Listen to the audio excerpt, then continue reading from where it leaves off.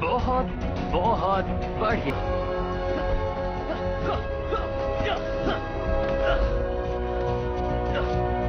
जब हम अपनी एनर्जीज को एक साथ लाते हैं तो एक शील्ड बन जाता है।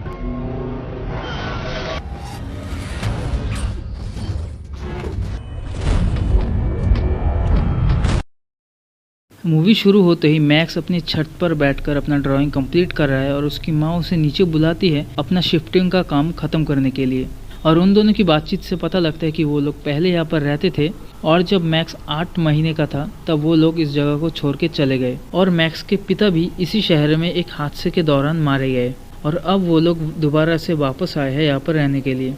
मैक्स शिफ्टिंग में मदद कर रहा है और इसी दौरान मैक्स कुछ अजीब सा नोटिस करता है। उसका हाथ जैसे ही टीवी की तरफ जाता है कुछ अजीब से वेव्स टीवी के स्क्रीन को अजीब तरीके से वाइब्रेट करते हैं, जो कि साइंटिफिकली पॉसिबल नहीं था। ये चीज़ देख के वो बहुत ही ज़्यादा शॉक हो जाता है, लेकिन उस चीज़ को वो इग्नोर करके अपनी माँ की मदद करता है। इसके बाद मैक्स अपने स्कूल के लिए तैयार हो रहा होता है और तब भी वो अपने हाथ से निकले उस अजीब से वेब के बारे में कंफ्यूज होता है कि आखिर वो चीज़ था क्या। इसके बाद वो तैयार होकर अपना स्कूल निकल जाता है और स्कूल जाते हुए मैक्स एक रिसर्च लैब के रिस्ट्रिक्शन एरिया के पास जाके रुकता है। ये रिसर्च लैब असल में मैक्स के पिता का ही रिसर्च लैब है, जहाँ पर एक हादसा होने के कारण मैक्स के पिता की जान चली गई। इसके बाद मैक्स की मॉम का मैसेज आता है कि स्कूल जाने के लिए, और जैसे ही वो मैसेज को स्वाइप करने की कोशिश करता है उसके हाथ से दोबारा से वही वेव्स निकलते हैं और इस बार मोबाइल कम्प्लीटली स्विच ऑफ हो जाता है। फिर मैक्स दोबारा अपने स्कूल के लिए निकल पड़ता है और दूसरी तरफ उस रिसर्च लैब के अंदर एक अजीब सा ब्लू लाइट ग्लो करता है और वो ग्लो इसीलिए करता है क्योंकि मैक्स उस चीज़ के आसपास था, जिसके कारण वो ब्लू कलर की चीज़ एक्टिवेट होना चालू हो जाता है। इसके बाद स्कूल जाते हुए रास्ते में एक ट्रक से टकराने की वजह से उसका साइकिल टूट जाता है और मैक्स दूर जाके गिरता है और उसकी मदद करने के लिए वो ट्रक ड्राइवर असल में एक लड़की होती है जिसका नाम है सोफिया। वो उससे कहती है कि उसे स्कूल के बाद मिले और वो उसकी साइकिल को ठीक कर देगी। इसके बाद मैक्स अपनी क्लास में जाता है जहाँ पर हमें ये पता चलता है कि उसके फादर इस शहर में काफी ज्यादा पॉपुलर थे और लोग उनकी बहुत ज्यादा इज्जत करते। स्कूल खत्म होने के बाद वो एक जगह पर बैठा रहता है, अपने पावर्स को लेके बहुत ही ज्यादा कंफ्यूज होता है और तभी वहाँ पर सोफिया आती है अपने ट्रक के साथ और उसकी साइकिल को ठीक करने के लिए उसे अपने गैराज में ले जाती है। गैरेज में सोफिया मैक्स की साइकिल को ठीक कर देती है और इसके बाद वो दोनों एक दूसरे की तरफ अट्रैक्ट होते हैं, लेकिन मैक्स अपने घर चला जाता है और घर आते ही मैक्स देखता है कि उसका माँ माइल्स नाम के एक शख्स के साथ बात कर रहा है। ये शख्स मैक्स के पिता के साथ काम किया करता था। बेसिकली ये इनके फैमिली फ्रेंड जैसे ही हैं। और दूसरी तरफ एक रिसर्च लैब में मौजूद एक पूल के अंदर वही ब्लू लाइट दोबारा से ग्लो करने लगता है और इस बार बहुत बड़े धमाके के साथ वो पानी को एटम्स के शेप में लाता है और वहाँ पर मौजूद 2 साइंटिस्ट वहाँ पर जैसे ही चेक करने के लिए जाता है, उनमें से एक साइंटिस्ट उस चीज को छूने के लिए आगे बढ़ता है और जैसे ही वो साइंटिस्ट उस चीज को छूने की कोशिश करता है तभी दूसरा वाला साइंटिस्ट पावर कट कर देता है, जिसके बाद एक छोटा सा फ्लाइंग ऑब्जेक्ट उस पानी से बाहर निकलकर वहां से भाग जाता है। जिसके बाद वो दोनों साइंटिस्ट सिक्योरिटी को बुलाते हैं उस फ्लाइंग ऑब्जेक्ट को ढूंढने के लिए। इसके बाद वो फ्लाइंग ऑब्जेक्ट पानी से बाहर निकलकर उस रिसर्च लैब से बाहर निकलने की कोशिश करता है और उसे रोकने के लिए बहुत सारे सिक्योरिटी गार्ड्स उसके पीछे पड़ जाते हैं। और अब वो फ्लाइंग ऑब्जेक्ट एक क्रिकेट बॉल साइज की होती है और बहुत ही ज़्यादा फास्ट होती है और पावर कट होने की वजह से चारों तरफ अंधेरा हो जाता है, जिसकी वजह से सिक्योरिटी गार्ड्स को बहुत ज़्यादा प्रॉब्लम होती है उस फ्लाइंग ऑब्जेक्ट को रोकने के लिए, जिसकी वजह से वो लोग उसे नहीं रोक पाते और वो फ्लाइंग ऑब्जेक्ट उस रिसर्च लैब से बाहर निकल जाता है।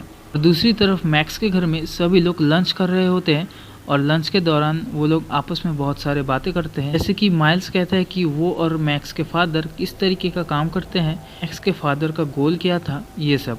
माइल्स ने ही इंसिस्ट किया था कि मैक्स और उसकी माँ इस शहर में दोबारा वापस आए, लेकिन माइल्स क्यों उन दोनों को इस शहर में वापस बुलाया है ये चीज़ हमें क्लाइमेक्स में रिवील होगा। खाना खत्म होने के बाद माइल्स वहाँ से चला जाता है। मैक्स अपने रूम में जाता है सोने के लिए। फिर मैक्स अपने रूम में पहुंचते ही कंप्यूटर में अपने फादर के रिसर्च लैब में हुए उस हादसे के बारे में रिसर्च करता है और वहाँ पर मिले कुछ क्लिप्स से हमें ये पता चलता है कि एक बहुत बड़े तूफान की वजह से उसके फादर की मौत हुई, लेकिन नेचुरली ऐसा तूफान पॉसिबल नहीं था। वो तूफान किसी के द्वारा बनाया गया था, लेकिन किसके द्वारा ये हमें क्लाइमेक्स में पता चलेगा। मैक्स उन क्लिप्स को देख ही रहा होता है कि अचानक उसका कंप्यूटर ऑफ हो जाता है, जिसकी वजह से वो गुस्से में अपना हाथ स्वाइप करता है और तभी उसके हाथ से दोबारा वही सारे एनर्जी वेव्स बाहर निकलते हैं, जिसे देख के वो बहुत ही ज़्यादा घबरा जाता है, अपने हाथ को तकिए के नीचे रख देता है। उसके बाद मैक्स अपने हाथ से निकलती हुई वेव्स को अच्छी तरीके से एग्जामिन करता है और जैसे ही वो मुट्ठी को बंद करता है वो सारे वेव्स निकलना बंद हो जाते हैं। लेकिन जैसे वो अपना मुट्ठी खोलता है वो वेव्स बहुत ही ज़्यादा फोर्स के साथ बाहर निकलते हैं, जिसकी वजह से मैक्स नीचे गिर जाता है। और फिर अगले दिन की सुबह मैक्स एक लैंप और एक रेडियो के साथ अपने पावर्स को कंट्रोल करने की कोशिश करता है, लेकिन वो अपने पावर्स से उन चीज़ों को ब्लास्ट कर देता है। फिर वो अपने स्कूल के लिए निकल पड़ता है। उसके बाद मैक्स अपने स्कूल जाता है और स्कूल में टिफ़िन ब्रेक के दौरान वो अपने हाथ से निकलती हुई उन एनर्जी वेव्स को ड्रॉ करता है। और तभी सोफिया अपने साथ एक डेट पे बुलाती है। इसके आंसर में मैक्स हाँ कहता है। उसके बाद मैक्स अपने फ्री टाइम में अपने हाथ से निकलती हुई उन लिक्विड एनर्जी से खेलने लगता है। फिर अपने घर में वापस आकर वो अपने कंप्यूटर में ढूंढने की कोशिश करता है कि उसके हाथ से निकलती हुई उस लिक्विड एनर्जी असल में है क्या, लेकिन ऑब्वियसली ये चीज़ें इंटरनेट पे मौजूद नहीं होती। इसके बाद वो नीचे अपने मॉम के साथ बात करने के लिए आता है अपने फादर के बारे में, जहाँ पर मैक्स अपनी माँ से ये जानने की कोशिश करता है कि उसके फादर कहाँ से है, उसके फादर का पास्ट क्या है, उनके फैमिली बैकग्राउंड क्या है और उनके घर के नीचे बॉम्ब शेल्टर क्यों है। क्योंकि मैक्स को ये बुरा लगता है कि इस शहर के लोग उसके पिता को उससे ज़्यादा जानते हैं, लेकिन कोई तो चीज़ मैक्स के ऊपर नज़र रख रहा है और वो चीज़ मैक्स के शरीर के अंदर मौजूद एनर्जी वेव्स को देख सकता है। और इसके बाद अगले दिन मैक्स सोफिया के साथ अपने डेट पे जाता है, जहाँ पर थोड़ी देर बात करने के बाद मैक्स की हालत ख़राब होने लगती है अपने पावर्स की ओवरलोड होने की वजह से। जहाँ पर उसकी तबीयत और भी ज़्यादा ख़राब होती है तो वो बाथरूम जाता है और बाथरूम में जाते ही जैसे वो आईने के अंदर देखता है उसकी आंखों से नीले कलर की रोशनी निकलती है और उसके हाथ से पहले से बहुत ज़्यादा एनर्जी वेव्स निकलने लगते हैं। इस बार उसके लिए कंट्रोल करना मुश्किल होने लगता है और जैसे ही मैक्स उन एनर्जी वेव्स को ऑफ करता है बाथरूम की लाइट भी ऑफ हो जाती है, जिसकी वजह से चारों तरफ अंधेरा हो जाता है और उसके शरीर के अंदर से नीले कलर की लाइट निकलने लगती है। ये चीज़ असल में उसके शरीर में मौजूद एनर्जी वेव्स हैं और जाहिर सी बात है मैक्स इन चीज़ों से डर जाता है और सोफिया को वहीं पर छोड़कर वहाँ से भाग जाता है। लेकिन वो चीज़ जो मैक्स के ऊपर नज़र रखे हुए है वो उसका पीछा करते हुए रेस्टोरेंट भी पहुँच जाता है, जिसके बाद मैक्स के पीछे पीछे वो भी चला जाता है। भागते भागते मैक्स जंगल की तरफ जाता है और जंगल में पहुँचते ही मैक्स के शरीर से निकलती हुई एनर्जी वेव्स बहुत ही ज़्यादा मात्रा में बाहर निकलने लगती है और ये चीज़ अब कंट्रोल के बाहर निकल जाती है, जिसकी वजह से मैक्स बहुत ज़ोर से चीखता है और बहुत सारी एनर्जी वेव्स निकलती हैं और उसके बाद मैक्स की आंख खुलती है अपने कमरे में बिस्तर पे लेटे हुए। लेकिन उसे ये समझ नहीं आता कि वो अपने घर कैसे आया। और फिर जैसे ही वो फ्रेश होने के लिए बाथरूम जाता है वो ये नोटिस करता है कि उसकी टी शर्ट जगह जगह पर छेद हो चुका है, जो कि उस एनर्जी के बाहर निकलने की वजह से हुआ है। और उसके टी शर्ट को रिमूव करते ही उसके चेस्ट में बहुत ही अजीबोगरीब निशान देखने को मिलते हैं, जिसे देखकर वो बहुत ही ज़्यादा डर जाता है और जैसे ही अपने आईने के पीछे मौजूद मेडिसिन को लेकर आईने को दोबारा बंद करता है उसके पीछे वही फ्लाइंग ऑब्जेक्ट उड़ते हुए नजर आता है, जिसे देख के वो डर के अपने कमरे के अंदर जाके दरवाजे को लॉक कर देता है। इसके बाद वो फ्लाइंग ऑब्जेक्ट मैक्स के कमरे के अंदर घुस जाता है, जहाँ पर उस फ्लाइंग ऑब्जेक्ट का ये कहना था कि उसका नाम है स्टील, जो एक parasitic silicon based life form है। मतलब ये एक आउटर स्पेस से आया हुआ एलियन है और उसका काम है मैक्स को प्रोटेक्ट करना। इसके बाद मैक्स के शरीर से दोबारा एनर्जी वेव्स निकलने लगते हैं और तभी स्टील उन्हीं एनर्जी वेव्स को अपने अंदर एब्जॉर्ब कर लेता है। इसके बाद उसे स्कूल भी जाना है, जिसके लिए वो स्टील को अपने साथ स्कूल ले जाता है। इसके बाद मैक्स स्टील को उसी जगह पर छोड़ने जाता है जहाँ पर वो स्टील से पहली बार मिला था, मतलब जंगल में। और जंगल के रास्ते से जाते हुए स्टील उसे ये बताता है कि उसके शरीर से निकलती हुई एनर्जी वेव्स पर ही स्टील जिंदा है और अगर स्टील उसके शरीर से उन एनर्जी वेव्स को नहीं एब्जॉर्ब करेगा तो मैक्स एक्सप्लोड हो जाएगा। और तभी वहाँ पर कुछ लोग गन्स के साथ उस जंगल में पहुँचते हैं और जाहिर सी बात है वो स्टील को ढूंढने के लिए ही वहाँ पर पहुँचे होंगे और उन लोगों को देखकर मैक्स और स्टील दोनों ही छुप जाते हैं। इसके बाद वो लोग एक डिवाइस की मदद से उन एनर्जी वेव्स का पता लगा रहे थे, लेकिन मैक्स अपनी पावर्स का यूज़ करके उस डिवाइस को स्विच ऑफ कर देता है। इसका मतलब मैक्स अब थोड़ा थोड़ा अपने पावर्स को कंट्रोल करना सीख गया है। इसके बाद वो लोग मैक्स और स्टील के ऊपर फायरिंग करने लगते हैं, जिसकी वजह से मैक्स वहाँ से भाग जाता है और भागते हुए स्टील को कुछ याद आता है और क्योंकि स्टील और मैक्स दोनों एक दूसरे के साथ लिंक्ड है तो स्टील की मेमोरी मैक्स भी देख सकता था, जिसमें वो देखता है रिसर्च लैब की तबाही और स्टील के रिफ्लेक्शन को।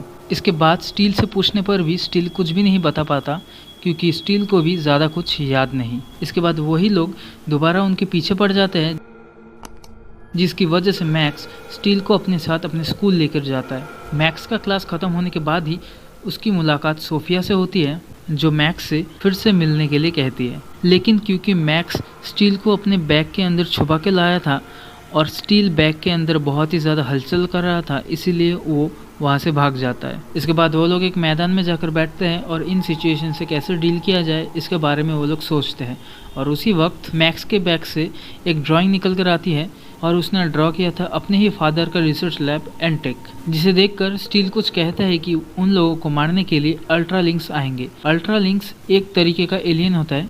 असल में यही अल्ट्रालिंक्स मैक्स के फादर के डेथ का रीज़न है। इसके बाद वो दोनों अपने फादर के रिसर्च लैब में जाते हैं, जो कि अब एक अबांडन प्लेस हो चुका है। और वहाँ पर जाकर मैक्स अपनी पावर्स का प्रैक्टिस करता है, जहाँ पर मैक्स बहुत सारी नई नई चीज़ें करता है। मैक्स वहाँ पर मार्शल आर्ट करता है, पार्कोर करता है, जिम्नास्टिक करता है, ऊंची ऊंची छलांगे मारता है। इन शॉर्ट ये सब करने की उसकी एबिलिटीज एक ही पल में आ जाती है। इसके बाद मैक्स एक बहुत ही ऊंची छलांग मारता है और ऊपर जाकर वो गलती से नीचे गिर जाता है और स्टील उसे बचा लेता है और तभी वो दोनों आपस में लिंक्ड हो जाते हैं, जिसकी वजह से वो लोग ट्रांसफॉर्म हो जाते हैं एक अलग ही तरीके के सूट में। और सूट अप करते ही मैक्स को कुछ विजुअल्स आते हैं जो असल में स्टील की मेमोरीज है, जिसमें वो अपने फादर को देखता है और मैक्स का फादर स्टील को पहचानता है। और फिर दोनों अनलिंक्ड होते ही मैक्स स्टील से पूछता है कि वो उसके फादर को कैसे जानता है, जिसके जवाब में स्टील भी उसे आंसर नहीं दे पाता क्योंकि स्टील को भी कुछ याद नहीं। लेकिन स्टील ये कहता है कि जिस तूफान से मैक्स की फादर की डेथ हुई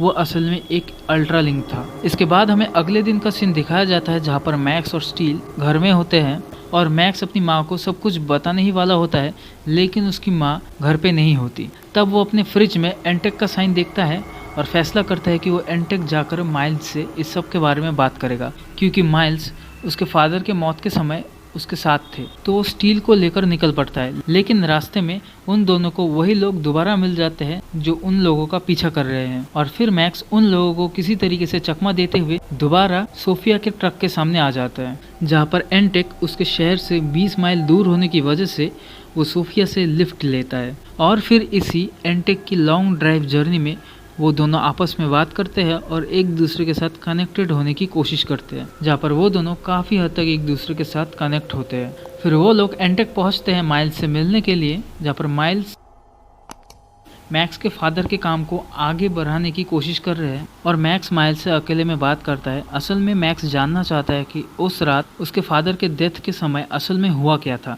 लेकिन ये बात माइल्स को भी नहीं पता होता क्योंकि माइल्स उसके फादर के डेथ के बाद वहाँ पर पहुँचा। तभी माइल्स मैक्स को एक प्रोटोटाइप दिखाता है जो असल में मैक्स के पिता का ही बनाया हुआ एक मॉडल है। यह डिवाइस एनर्जी को हार्नेस करता है। असल में ये चीज़ क्लीन एनर्जी का सोर्स है। और इसी बातचीत के दौरान फिर से मैक्स के शरीर के अंदर वही एनर्जी वेव्स दोबारा ओवरलोड होने की वजह से मैक्स की तबीयत खराब होने लगती है और उसके शरीर से निकलता हुआ एनर्जी वेव माइल्स देख लेता है, जिसे देख के वो बहुत ही ज़्यादा शॉक हो जाता है और फिर एज यूजुअल मैक्स वहाँ से भाग जाता है। भागते भागते मैक्स एक जगह पर आकर रुकता है जहाँ पर एक अजीब सा तूफान मैक्स का पीछा कर रहा था और उसी वक्त एक लेडी की गाड़ी रेल की पटरी के बीच में आकर रुक जाती है।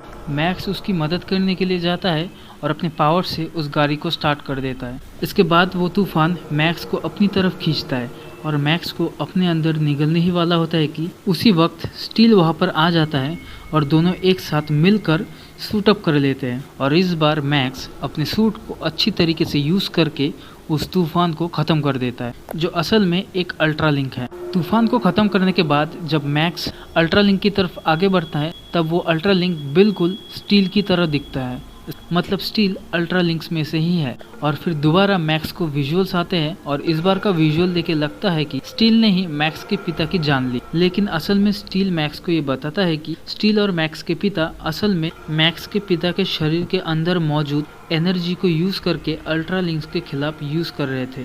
जिसके बाद स्टील मैक्स को ये कहता है कि अल्ट्रालिंक्स धरती को तबाह करने के लिए आए हैं और सिर्फ मैक्स की एनर्जी ही अल्ट्रालिंक्स को रोक सकती है। लेकिन मैक्स इन सभी चीज़ों से बहुत ज़्यादा डर जाता है क्योंकि यही काम उसके पिता भी करने वाले थे, लेकिन उनकी मौत हो जाती है। तो वो भागकर अपने घर जाता है और अपने घर जाकर देखता है कि कुछ ऑफिशियल्स लोग उसके घर की तलाशी ले रहे हैं, जिसकी वजह से मैक्स ये समझ जाता है कि वो सभी मैक्स के पीछे उसके घर तक आ पहुंचे हैं। तो मैक्स वहां से भागकर सोफिया के घर चला जाता है और सोफिया से उसका ट्रक मांगकर और सोफिया का ट्रक लेके वो एंटेक की तरफ आगे बढ़ता है और रास्ते में वो माइल्स को कॉल लगाता है। कॉल करके माइल्स मैक्स को अपने पिता के पुराने रिसर्च लैब की तरफ आने के लिए कहता है और फिर हमें मैक्स के घर का सीन दिखाया जाता है, जहाँ पर हमें इस मूवी का पहला ट्विस्ट रिवील होता है कि मैक्स की मदर असल में एंटेक कंपनी की असली सीईओ है और वो उन ऑफिशियल्स को मैक्स को ढूंढने के लिए आदेश देती है। इसके बाद हमें फिर से रिसर्च लैब का सीन दिखाया जाता है, जहाँ पर मैक्स कुछ लाइट्स को फॉलो करते हुए आगे बढ़ता है। उन लाइट्स को फॉलो करते हुए मैक्स उस प्रोटोटाइप की तरफ आगे बढ़ता है जिसके अंदर स्टील अभी स्लीपिंग मोड में है और तभी मैक्स को फिर से विजुअल्स आने लगते हैं और तभी हमें मूवी का क्लाइमैक्स रिवील होता है कि कैसे मैक्स के फादर की मौत हुई, जहाँ पर स्टील की वजह से नहीं, असल में माइल्स की वजह से मैक्स के पिता की जान गई। माइल्स उन अल्ट्रालिंक्स के साथ मिलकर मैक्स के पिता जिम की जान ले लेता है और जिम के शरीर के अंदर मौजूद सारी एनर्जी को बाहर निकाल लेता है। लेकिन मरने से पहले जिम स्टील को यह ऑर्डर देता है कि जब मैक्स बड़ा हो जाएगा तब स्टील उसके पास जाकर उसको प्रोटेक्ट करे और इसके साथ मैक्स के पिता की मौत हो जाती है और फिर माइल्स अपने अलग सूट के साथ वहाँ पर मौजूद होता है। इसके बाद मैक्स माइल्स को मारने की कोशिश करता है लेकिन वो कुछ नहीं कर पाता। इसके बाद माइल्स मैक्स को उस प्रोटोटाइप के अंदर जाने के लिए कहता है और फिर मैक्स उस प्रोटोटाइप के अंदर जाते ही स्टील से दोबारा लिंक्ड हो जाता है, लेकिन इस बार वो पूरी तरीके से उस सूट को कंट्रोल कर पाता है। इसके बाद वो दोनों आपस में लड़ते हैं जिसमें मैक्स माइल्स को मार देता है और इसी फाइट के दौरान ये रिवील होता है कि मैक्स के पिता असल में एक एलियन है और मैक्स भी एक एलियन ही है। सब कुछ खत्म होने के बाद मैक्स अपनी माँ के साथ अपने घर में होता है और स्टील भी वहाँ पर मौजूद होता है, जहाँ पर हमें ये पता चलता है कि मैक्स की माँ को सब कुछ पहले से ही पता था कि मैक्स के पिता जिम असल में एक एलियन है और मैक्स के अंदर भी जिम की तरह ही सुपरनैचुरल पावर्स हैं। लेकिन उन्हें ये नहीं पता था कि माइल्स इन सभी चीज़ों को गलत तरीके से यूज़ करना चाहता था। वो दोनों आपस में बात करते हैं, फिर वो दोनों एक दूसरे को किस करते हैं और उन लोगों का रिलेशन अभी शुरू होता है और इसी के साथ मूवी यहीं पे ख़त्म हो जाती है। तो इसी के साथ मेरा एक्सप्लेनेशन यहीं पे ख़त्म होता है। तो अगर आपको मेरा एक्सप्लेनेशन पसंद आए तो इस वीडियो को लाइक कीजिए, मेरे चैनल को सब्सक्राइब कीजिए और घंटे के आइकन को दबाना ना भूलें। मिलते हैं अगले वीडियो में।